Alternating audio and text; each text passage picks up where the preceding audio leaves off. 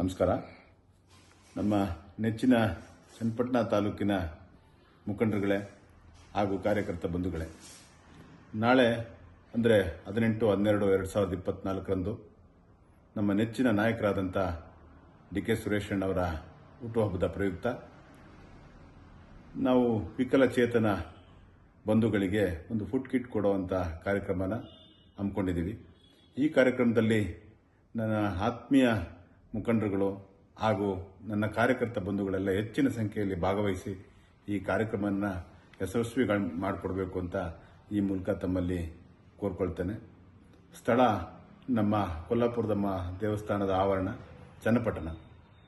ದಯಮಾಡಿ ತಾವೆಲ್ಲರೂ ಹೆಚ್ಚಿನ ಸಂಖ್ಯೆಯಲ್ಲಿ ಬಂದು ಈ ಕಾರ್ಯಕ್ರಮನ ಯಶಸ್ವಿಗೊಳಿಸಿಕೊಡ್ಬೇಕು.